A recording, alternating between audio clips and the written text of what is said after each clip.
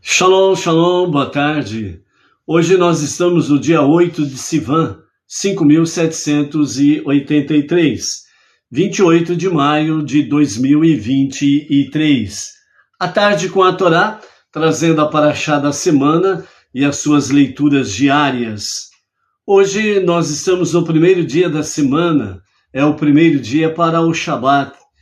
E hoje então nós vamos aí ter o início da nossa Parashá Nassô, que significa levanta, e é a nossa Parashá desta semana, que vamos estar aí conversando, estudando, aprendendo de forma mais intensa a nossa Parashá Nassô. Prepare-se para a viagem, é o tema que nós colocamos aí, pois Parashá Nassô, ela começa exatamente com o levantar do Mishkan, o tabernáculo no deserto. E nesse aspecto é onde que nós precisamos estar nos preparando para a viagem. É o primeiro dia da semana, então, portanto, nós estamos no primeiro dia para o Shabat, né? Nós estamos na nossa 35ª porção do ciclo 5.783, né? Estamos no livro de Bamidbar, no deserto, e é a nossa 35ª porção, né, do nosso ciclo dos estudos da Torá. Dentro do livro Bamidbar, que é o quarto livro dos 5 livros da Torá, nós estamos na segunda porção no livro de Números, ok? Então, nós temos aí, né, na palavra do nosso Rebbe Menachem Mendel, o líder máximo espiritual da nossa geração, nós temos aí a respeito dos preparativos para a viagem, né? Então, nesta Parashá, nós teremos aí pela frente, né, as instruções para levantar os dados para o censo, né, que é Nassô, levantar, né, dos clãs levitas. Depois vamos ter aí a Torá registrando diversas leis relativas ao processo de purificação. Na sequência, nós vamos tendo aí, né, que os judeus deveriam realizar antes de partir do Monte Sinai para a terra de Israel, né, a questão os preparativos para seguir a viagem, né, em direção à terra prometida. E por último, né, nessa porção nós vamos ver aí também a Torá pormenoriza as oferendas dos príncipes de cada tribo, no dia em que se inaugurou o Mishkan e este começou a funcionar. As suas oferendas ressaltam o fato de que a viagem do povo judeu no deserto, assim como a viagem de cada indivíduo pela vida para cumprir com a sua própria missão divina, deve ser uma experiência tanto individual como coletiva. Ou seja, tem aquele ditado que diz, ninguém faz nada sozinho. Aí está se falando de algo coletivo, onde nós precisamos realmente estarmos dedicados aí de forma coletiva. Um outro aspecto que nós temos aí é de que existe o momento pessoal, individual. Então, é a sua experiência pessoal, é a sua experiência individual. Então, nesse sentido aí, nós precisamos estar preparando-nos para a nossa viagem monoteísta, com fundamento judaico e orientação rabínica, lembrando que cada dia é um novo começo. Então, por isso, fazemos Modéani, logo que abrimos os olhos pela manhã, agradecendo a Hashem exatamente pela oportunidade de um novo dia.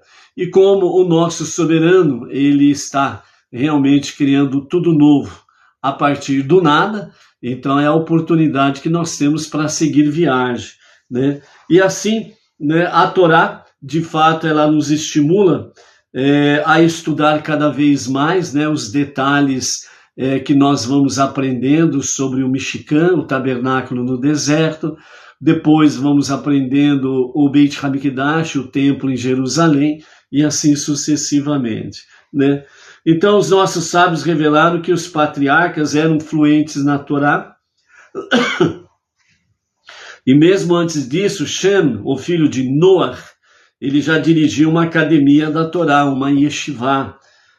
Mesmo assim, a outorga da Torá não foi meramente uma formalidade, pela qual a Torá foi oficialmente, por assim dizer, presenteada aos judeus.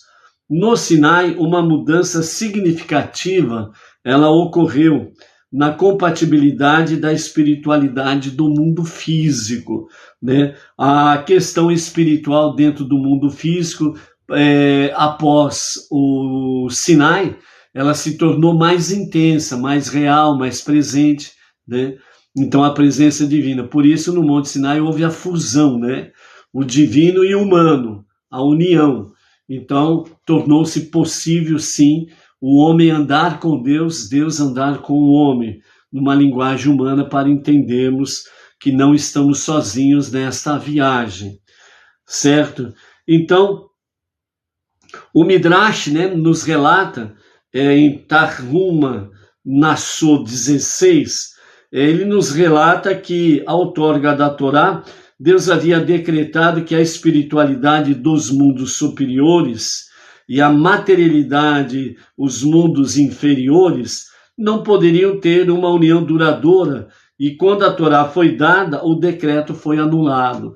Ou seja, antes da Torá, a espiritualidade dos mundos superiores, quais são os mundos superiores?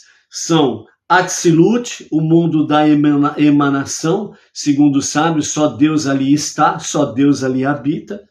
E o segundo mundo é o mundo de Beriá, o mundo da criação. Foi a partir desse segundo mundo, por assim dizer, que Deus ele realmente faz a criação de todas as coisas. Então, nesses dois mundos, Atzilut e Beriá, é onde a presença divina ela é absoluta. Então, a luz divina ela é absoluta, é uma realidade absoluta, certo? E os mundos inferiores, que estão conectados mais com o mundo físico, o mundo materialista, etc. e tal, são Yetzirah, que é o mundo da formação, e Asiá, que é o mundo da ação, onde nós habitamos, o mundo da ação. Então, aqui nesses dois mundos, Yetzirah, o mundo da formação, e Asiá, o mundo da ação, Então, a presença absoluta de Deus não é uma realidade. Apenas nós temos aqui a essência de Deus de uma forma diminuta, que é conhecida como Shekhinah, a presença divina.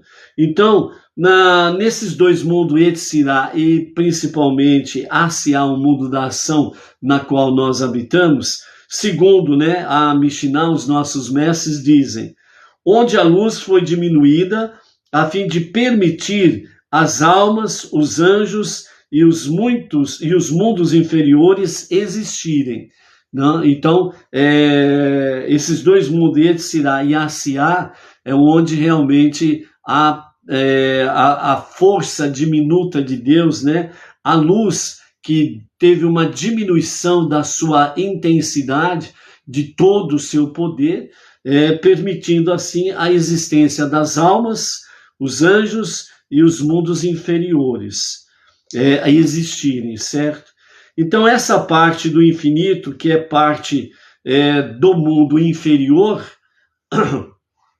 da essência divina, os nossos mestres então dão o nome de Shekhinah, Shekhinah, a presença divina, que é aquela questão das 10 Sefirot, que são 10 filtros, são as 10 emanações de Deus, que começa com Keter, coroa, e vai até Malchut, o reinado. Então, esses filtros, estas emanações, é justamente para que esta luz divina, ela não venha direto. Porque se ela viesse direto, realmente o nada existiria, devido à sua intensidade do seu poder, da sua magnitude, da sua luz divina. Então, por isso, através da Sefirot, as 10 emanações, os 10 filtros, que começa com Keter e vai até embaixo Malhut. Então nós temos aí esse filtro.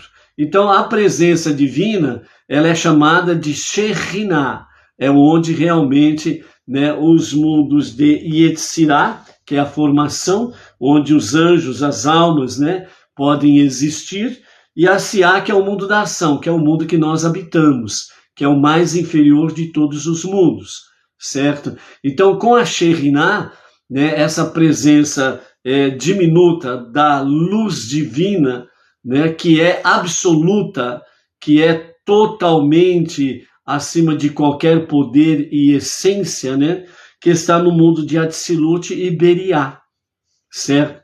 Então, dessa forma, a Torá, ela veio trazer realmente a possibilidade de que pudesse existir os mundos dessa forma em harmonia. Antes da Torá não era, principalmente o mundo de Yetzirah e de Asiá, né, corriam o risco de serem apagadas, vamos assim dizer. Mas através de um Monte Sinai, através da outorga da Torá, então o divino e o humano pôde se fundir, né?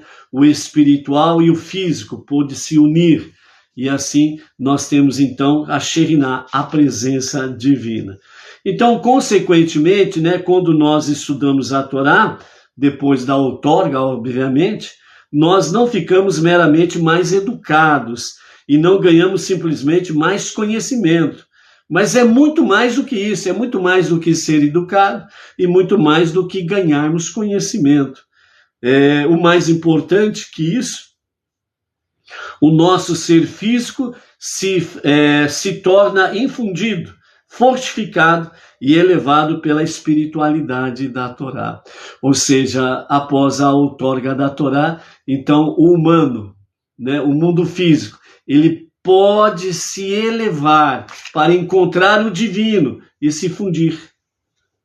Então, isso só foi possível a partir da outorga da Torá, a partir realmente, como que fala, a partir do momento em que a Torá foi outorgada no Monte Sinai, ok? Então, esta é o que os nossos mestres estão nos falando aqui. Nesse sentido, também para enfatizar, né, esse assunto da nossa Parashá, nós lemos por volta da época de Shavuot, né, que é o que nós terminamos ao pôr do sol de ontem, as 2 noites e os 2 dias de Shavuot. A Parashá Nassô significa literalmente, né, levante, indicando como a Torá realmente eleva a nossa existência física a um plano superior. Disso aprendemos que não foi intencionado que a Torá ficasse no domínio acadêmico ou mesmo no domínio espiritual. A Torá deve na frente do computador. A Torá deve nos afetar profundamente até que as nossas atividades ordinárias, ou seja, as nossas atividades do dia a dia, né, se tornem elevadas como resultado da sua exposição à Torá, cumprindo o mandamento divino de que os mundos superiores e os mundos inferiores devem estar em harmonia um com o outro. Ou seja, somente através do estudo da Torá que nós podemos unir os mundos superiores e os mundos inferiores, né? Os mundos superiores, Atzilut e Beriá, e os mundos inferiores, Yetzirah e Beriá, né? Fazer a fusão, estarem juntos, unidos. Só é possível através do estudo da Torá. Ou seja, vejam bem o que os nossos mestres trazem para nós através da Parashá Nassô, a dimensão do significado dos estudos da Torá. Somente assim nós podemos elevar o nosso mundo inferior, o nosso mundo físico. Somente através do estudo da Torá que nós podemos elevar realmente o nosso mundo a patamares, a níveis elevados espiritualmente falando.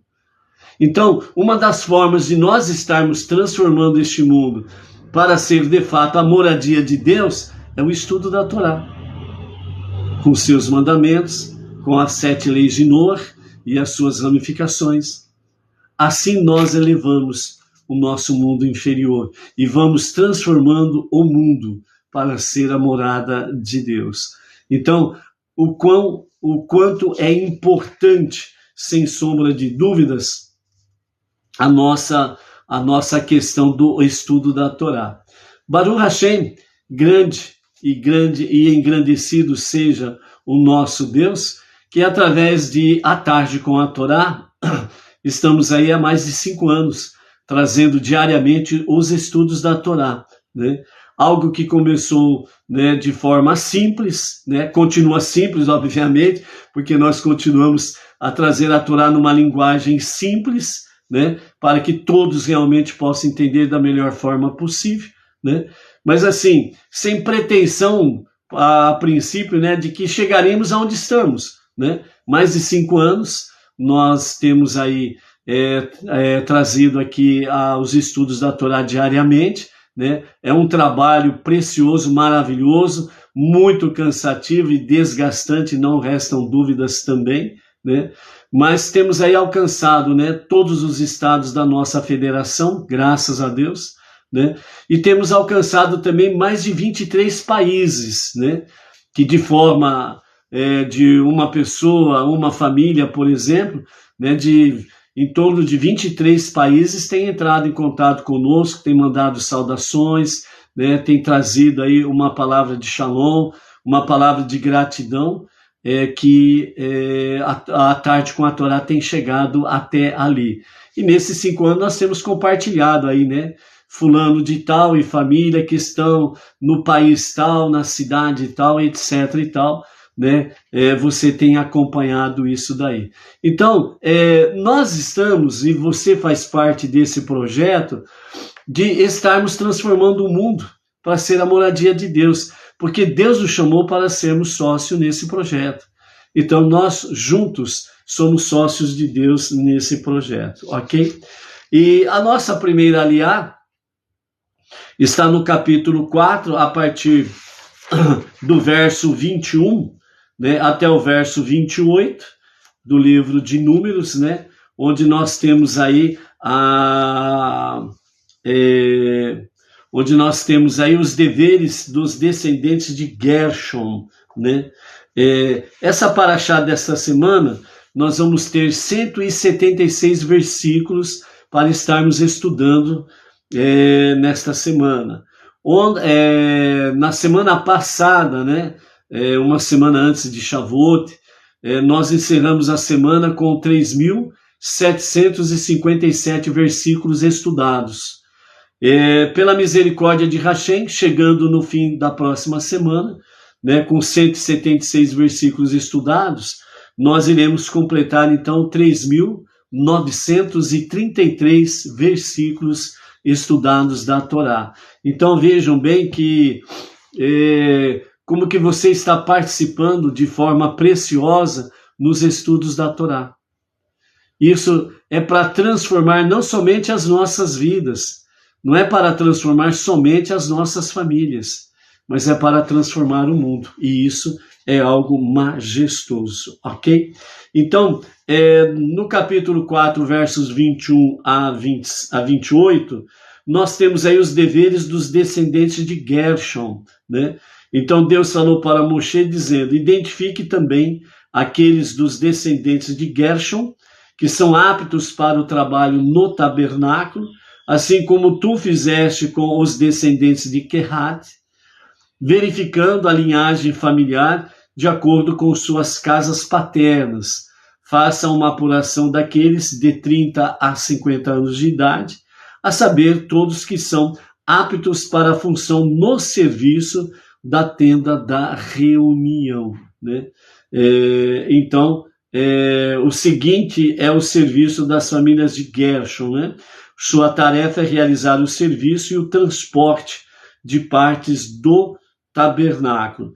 Então, para servir a Deus, nós temos aqui dois temas para refletirmos com referência a Gershon e a Kehat. Desviar do mal e fazer o bem, né? Mas quando desses passos, ou melhor, qual desses passos é o mais importante? Desviar do mal ou fazer o bem? Né? Vamos dizer assim, você tem uma opção, você precisa escolher uma opção. Qual é a mais importante? Desviar do mal ou fazer o bem? Bem como também, qual deve ser o prioritário? Desviar do mal ou fazer o bem? Então, os nossos mestres do Hassidismo, né, a Hassidut, nos fala para nós da seguinte forma: a sequência dos descendentes de Kehat e Gershon na Torá nos dá a resposta para essas perguntas, né? Então, Gershon é ligado à palavra hebraica de Gerushim, que significa divórcio. Então, a Gershon, né, está ligado à palavra Gerushim, que significa divórcio.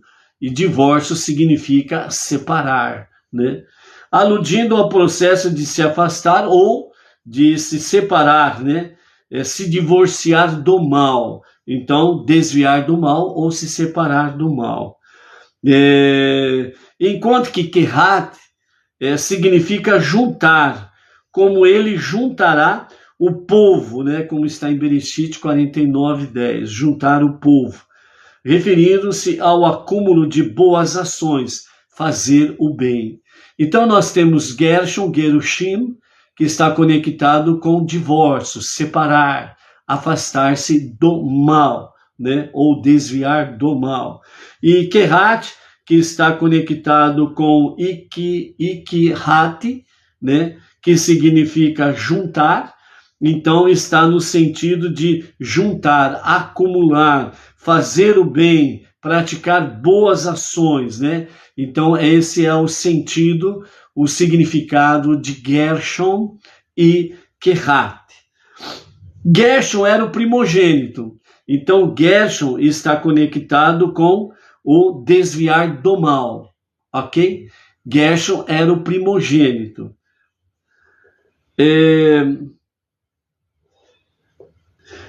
O que indica que no início, quando alguém está logo no começo do seu serviço a Deus, ele deve começar enfatizando o caminho de afastar-se do mal. Então, quando começa a jornada monoteísta, certo, com fundamento judaico, então, obviamente, vem o primeiro sentimento, afastar-se do mal, desviar-se do mal. É a mensagem de Gershon, Gerushim. Ok? Então, afastar-se do mal. E Gershon, ele está conectado por ser o filho primogênito, portanto, o primeiro, certo? Então, deve estar enfatizando que o nosso caminhar é afastar-se do mal. Isto é, para se limpar totalmente das qualidades negativas, antes de poder começar a se santificar com boas ações. Né, que aí está ligado com Kehat, né, que Ikahat, né, juntar, somar, né, fazer o bem ou praticar boas ações. Porém, o que nós observamos pela Torá? Os descendentes de Kehat são colocados antes dos descendentes de Gershon. Então, os descendentes de Kehat, eles são contados primeiro do que Gershon. Mas Gershon é o primogênito. Mas nós temos aí a contagem de Kehat, que você já viu no capítulo 4 da Parashá passada, Bamidbar. No capítulo 4 está lá, onde Kehat é de fato contado primeiro que Gershon. E agora que nós estamos fazendo a contagem de Gershon, ou as referências com Gershon, certo? Então, repetindo, os descendentes de Kehat são colocados antes dos descendentes de Gershon. É o Midrash que nos traz essa reflexão, para indicar que, no final, fazer o bem é o objetivo principal que realmente traz a pessoa mais próxima de Deus e faz deste mundo um lar para Deus. Então, qual é o passo mais importante? Ou qual deve ser o prioritário? A desviar do mal ou fazer o bem? Então, a resposta que o racidismo traz para nós, né, os ensinamentos racídicos, é que, de fato, fazer o bem é o objetivo principal. Ah, mas então quer dizer que eu não preciso me preocupar em desviar-se do mal? Se você estiver praticando o bem, você automaticamente se desvia do mal, você se afasta do mal. Porque praticar realmente boas ações, fazer o bem a alguém, que é uma mitzvah da Torá, automaticamente você precisa estar afastado do mal. Senão você não faz. Você, através dessas ações, estudos da Torá e fazer o bem às pessoas, ao próximo, se você fazendo isso, você está transformando o mundo para ser a moradia de Deus, automaticamente você está longe do mal. Então, a resposta, o que é mais importante é fazer o bem. O que é prioritário é fazer o bem. É isso que os nossos mestres do Hassidismo trazem para nós, né? Então, o nosso Rebbe Menachem Mendel, ele fala conosco dentro desse escopo todo, falando a seguinte questão. Ele traz algumas palavras de uma forma bem, vamos dizer assim, bem clara e bem atual, por assim dizer. Ele diz, evitar o negativo e buscar o positivo. Existem 2 passos necessários na preparação do nosso lar para receber um hóspede de distinção. Primeiro passo, os ambientes são minuciosamente limpos. Segundo passo, são decorados com belos móveis, obras de arte e etc. Os mesmos 2 passos se aplicam a converter as nossas vidas e a nós mesmos em um lar para Deus. Se no nosso lar secular, né, material, quando vamos receber alguma visita, nós preparamos o nosso lar da melhor forma possível, então aqui o nosso Rebbe diz que nós devemos converter as nossas próprias vidas e nós mesmos num lar para Deus. Portanto, quem que é o visitante, por assim dizer, nesta linguagem? Deus. Então, a pergunta é, como que devemos nos prepararmos para ser um lar de Deus? Uma casa de Deus? Para transformar o mundo na moradia de Deus, primeiro nós temos que transformar nós mesmos. É o que o Rebbe está dizendo. Nós precisamos nos transformarmos nós mesmos numa verdadeira casa de Deus. Aí você está apto a praticar o bem, boas ações, a fazer com que o mundo seja transformado no lar de Deus. Continuando, nesse sentido, os mesmos 2 passos que se aplicam a converter as nossas vidas e nós mesmos para um lar de Deus, inicialmente devemos nos libertar do que é negativo e indesejável. Aí então devemos fazer o que é bom e correto. O clã de Gershon carregava as coberturas externas do Mishkan, que o protegiam dos elementos indesejáveis. Isso corresponde ao nosso esforço de evitar atividades e influências prejudiciais, ou seja, desviar, afastar-se do mal. O clã de Kehat, por sua vez, transladava os artefatos do Mishkan, onde cada um deles representava um atributo ou atividade positiva particular, que era mais profunda, mais intensa, mais espiritual. Assim como Ger, então aí no caso você entra na questão de fazer o bem. Assim como Gershom nasceu antes de Kehat, precisamos primeiro eliminar as condutas negativas que se encontram em nós para poder buscar o bem de forma apropriada. No entanto, o clã de Kehat foi recenseado antes de Gershom, uma vez que a eliminação da negatividade é apenas a preparação para aquilo que constitui o verdadeiro trabalho, que é exatamente buscar o bem, o primordial, o essencial, buscar o bem, fazer o bem. É assim que nós vamos transformando nós mesmos numa moradia de Deus, e é assim que nós vamos transformando o mundo para ser uma moradia de Deus. É seguindo, de fato, as instruções. Por isso que Torá, a tradução, ela não é uma tradução como lei, né, como alguns segmentos religiosos por aí afora faz, né? Torá é lei, falando num tom pejorativo. Mas os nossos mestres, né, nos ensinam de forma correta e adequada, que é o quê? Torá significa instrução.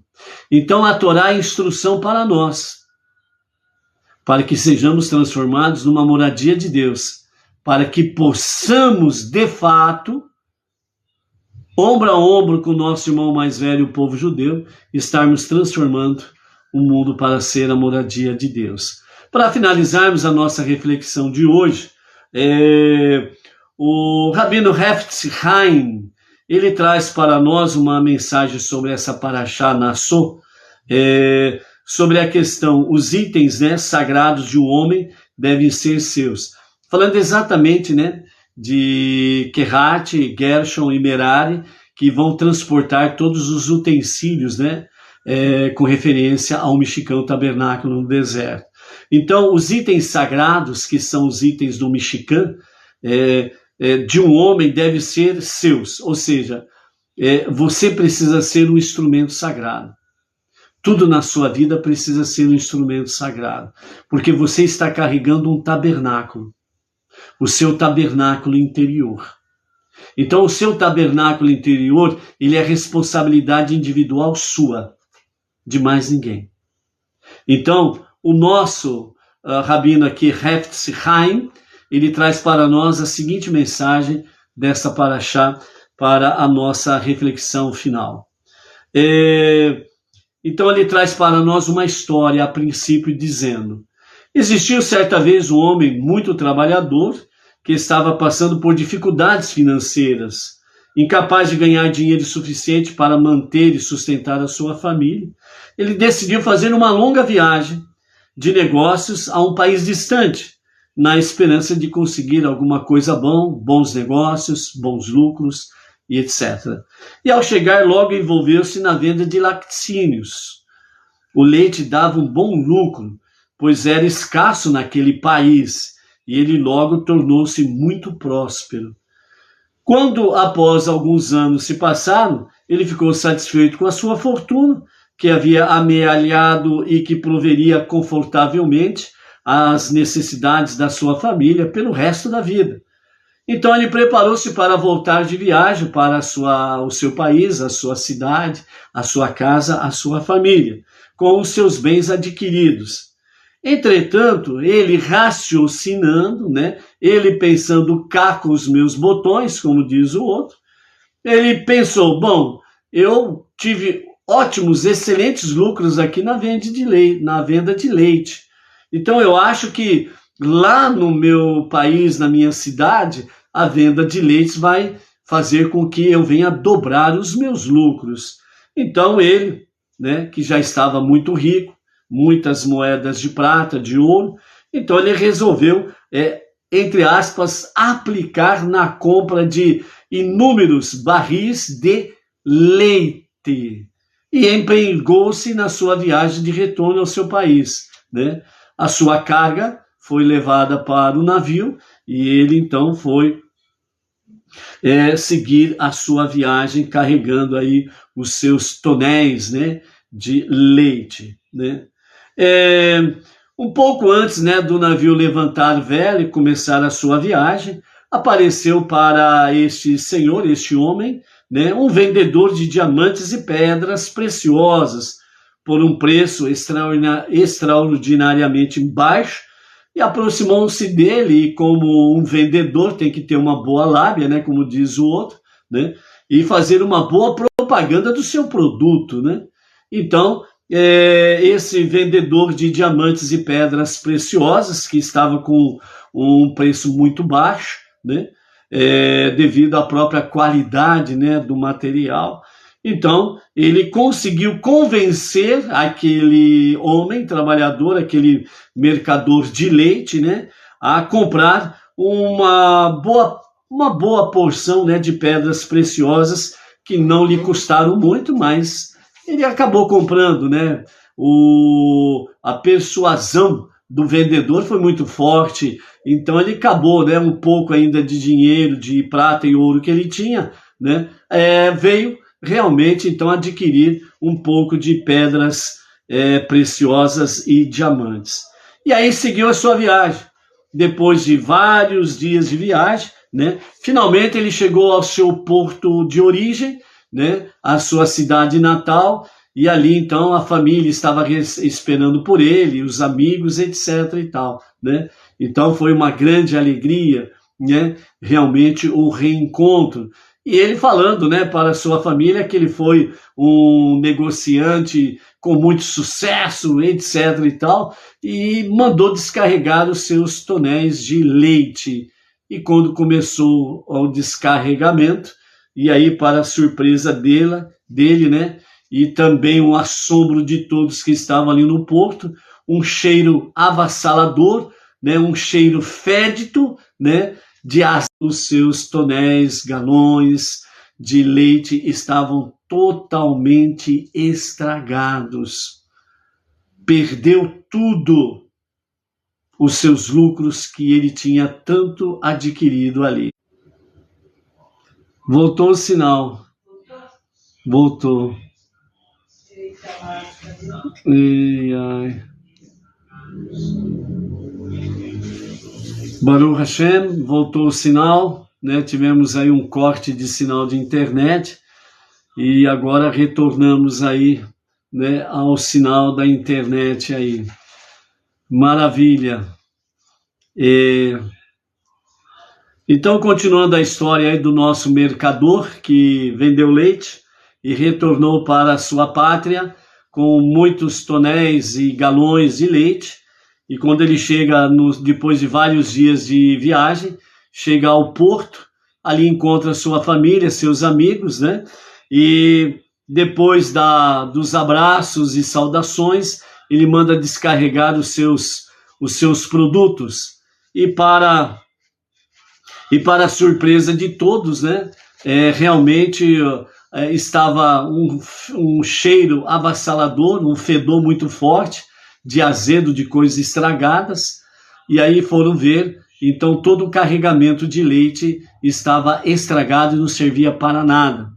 Então, a esposa, frustrada pelos muitos anos de separação e incapaz de acreditar na estupidez do marido, né, então ela começou a chorar amargamente, né? A frustração fez com que ela chorasse amargamente. Como pode investir todas as suas economias em leite, algo que qualquer um aqui em nosso país vende por um preço irrisório? Deveria ter comprado baús de pedras preciosas por um preço baixo e vendê-los por aqui por milhões. Como vai nos sustentar agora, né? Então, realmente, o mercador percebeu o seu fracasso, né? E ele não tinha como responder às indagações da sua esposa. Mas, né, depois de alguns minutos, né, como diz o ditado na atualidade, as fichas caíram. Lembra, né? As fichas caíram. E ele lembrou que ele comprou algumas pedras preciosas e diamantes por um preço baixo de um mercador de pedras preciosas antes de sair lá do outro porto. Então ele lembrou e disse à sua esposa: olha só o que eu trouxe também. Aí quando ela viu as pedras preciosas e os diamantes, então ela muito se alegrou, e ele realmente acabou vendendo por milhões, né? E nesse sentido, ele teve aí a certeza que poderia cuidar da sua família por um bom tempo, sem passarem necessidades, né? Conclusão disso, diz o nosso rabino Hefetz Chaim, assim é a vida do homem, assim é a vida do ser humano, assim é a nossa vida. Muitas vezes gastamos o nosso tempo com algo que vai apodrecer, azedar, não vai servir para nada. Mas os diamantes, as pedras preciosas, elas são eternas. Passam-se milhares de anos e elas continuam existindo, mas o leite apodrece. Ou seja, o que o nosso rabino Hefetz Chaim traz para nós é que chegamos a este mundo sem nada, e chegamos a este mundo para termos um tempo breve, um tempo passageiro, um tempo muito curto. Se você parar para refletir hoje sobre a sua infância, você vai dizer assim: meu Deus, como que o tempo passou rápido. Para aqueles que são mais jovens, ao pensar sobre isso, ele acha que para chegar à idade mais avançada vai demorar muito. Mas é só o jovem pensar um pouco sobre a sua infância e ver o momento que você está vivendo.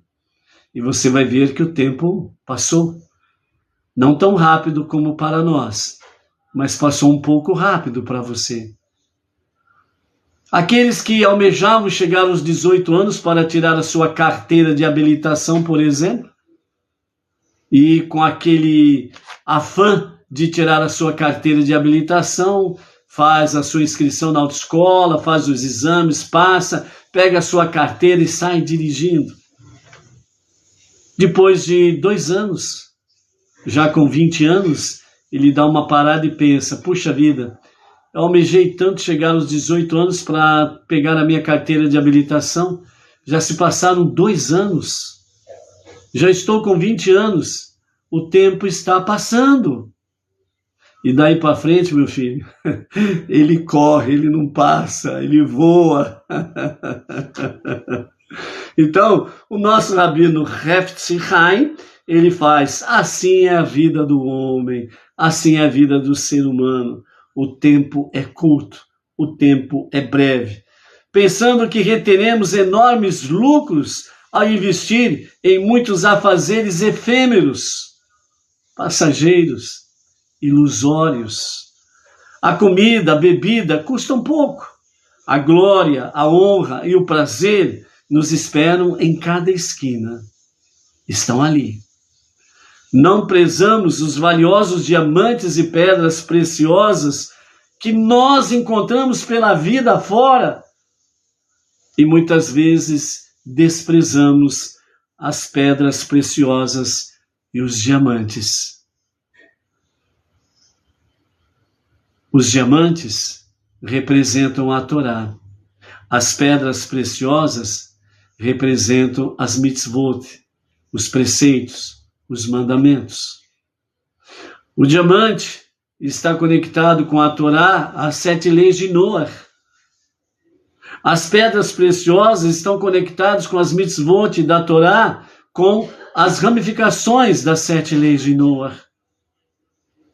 Estamos juntos. E é aqui que podem ser adquiridas por tão pouco. Você não precisa gastar muito dinheiro para poder adquirir esses diamantes valiosos e essas pedras preciosas. Se nós fôssemos vender a Torá, mitzvot, se nós fôssemos vender esses diamantes, essas pedras preciosas, nesses 5 anos e poucos de A Tarde com a Torá, nós estávamos multimilionários. Mas como diz Heft Chaim, isso pode ser, né, isso pode ser adquirido por um preço muito pouco. Você liga a sua internet, paga a sua mensalidade, você tem o Wi-Fi, ou pega o Wi-Fi do vizinho ainda por cima, né? Ou do parente, aí sai mais barato ainda, não é verdade? E aí então você adquire esses diamantes e essas pedras preciosas. Então, muitas vezes, as pessoas não dão valor para o que é real, o que subsiste. Lembra aquelas questões de festinhas, onde tem lá um bolinho, uma guaraná, e reúne lá a família do aniversariante, os seus vizinhos. Muitas vezes as pessoas vão até descalça, porque não tem nem o que calçar, não tem sofisticação, mas lá vão e criam uma amizade sem igual, valores de uma amizade sincera, verdadeira, são diamantes e pedras preciosas. E aquelas festas de glamour, onde você paga um absurdo pelo convite para ter direito a entrar naquela festa, com requintes de roupagens muito caras, e depois lá dentro lá te serve lá um prato enorme, e no centro do prato uma porçãozinha de uma comidinha sem vergonha, que custa um absurdo, que está implícito no teu convite, que você pagou um absurdo. E quantos que não saem daquela festa ali e já liga pro iFood? Manda 2 pizzas para tal endereço. Foram para uma festa, passaram fome. E aquele pessoal simples, foram para uma festa, foram todos de barriga cheia para casa. Por quê? Porque onde há verdadeiros diamantes e pedras preciosas, todos ficam satisfeitos. Essa que é a realidade. Entendeu? Então, nesse sentido, o nosso rabino Heft Chaim, ele vem concluindo dizendo da seguinte forma: quando chega a nossa hora de deixar este mundo, tudo que temos para levar conosco são nossos prazeres e diversões, o nosso leite estragado. Porque quando chega próximo do fim, as pessoas ficam preocupadas com isto, com as coisas efêmeras, com o leite estragado. Então as pessoas, além de ter um curto espaço de tempo, ainda perde o tempo de, quando se aproxima a morte, de ficarem preocupados com os prazeres e diversões, o leite estragado. É claro que juntamos algumas poucas pedras preciosas durante estes anos, mas nosso coração anseia pelas muitas oportunidades perdidas, quando poderíamos ter ganhado milhões e preparado para nós um lugar maravilhoso, um verdadeiro mundo, um mundo chamado o mundo vindouro.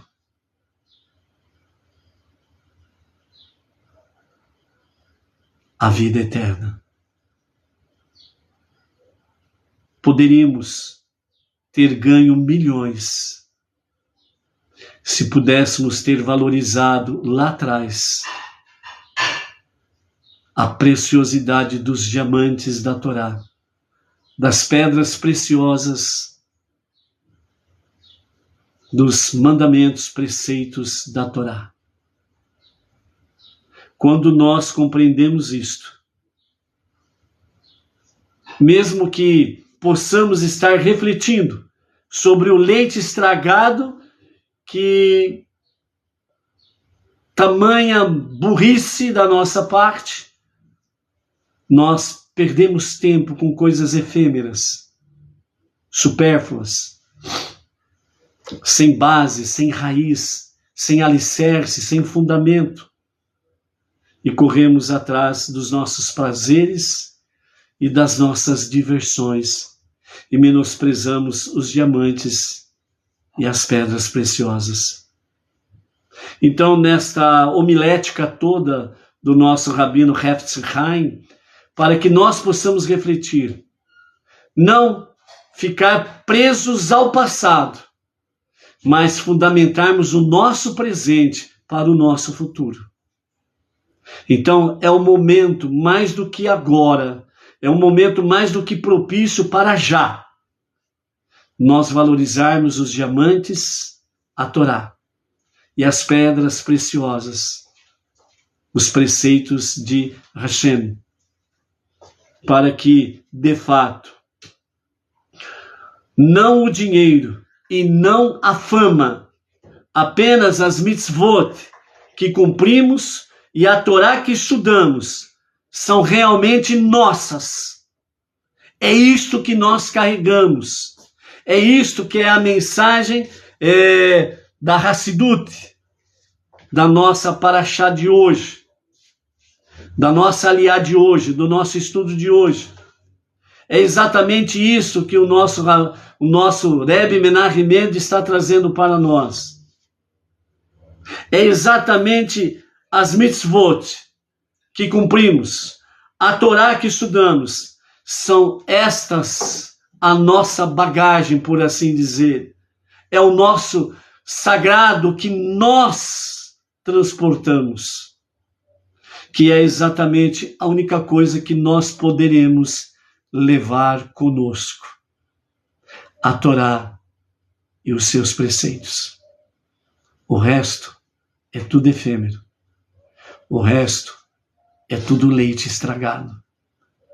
Quando nós compreendemos de fato esta realidade, então nós vamos aprender a elevar o nosso mundo físico, a elevar o nosso material e o nosso financeiro cada vez mais às regiões celestiais.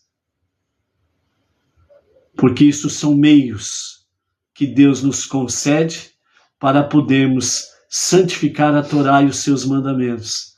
E podemos realmente fazer no sentido para compreendermos, montarmos a nossa própria bagagem, como Gershon, ou como Kehat, como Gershon e como Merari, carregando o que é sagrado do Mishkan. E você tem o seu Mishkan interior, você tem o seu tabernáculo interior, e só você pode carregar o seu tabernáculo interior. E é somente você que pode realmente juntar nesse seu tabernáculo interior os diamantes e as pedras preciosas. Ok? Pela graça de Hashem, amanhã vamos continuar a nossa Parashá Nassau. Baruch atah Adonai Eloheinu melech haolam shechakol nichya b'divaro. Café da Dona Edna. Primeiro dia da semana, né? O nosso tempo aqui está fechado, com chuvisco. Um cafezinho vai ótimo. Não esqueça, quando você vier aqui para Bauru e região, né? Nos avise, porque vamos ter que pôr muita água no fogo e muito pó de café, para podermos fazer o café da Edna. E vamos botar a Edna para trabalhar, para fazer café para a turma aí. Tá bom, amados? Gratidão a Hashem, porque podemos chegar até aqui, adquirindo diamantes e pedras preciosas. Agradecer a Hashem por essas 2 noites de Shavuot e os 2 dias de Shavuot, onde pudemos estar juntos, iniciarmos uma nova semana no meio dos diamantes e das pedras preciosas. Amém. Conto com as vossas preces para o nosso plantão desta noite, para que possamos termos a divina proteção em todo o nosso trabalhar, vida, vigor e saúde. Amém. Shalom, shalom. Até amanhã.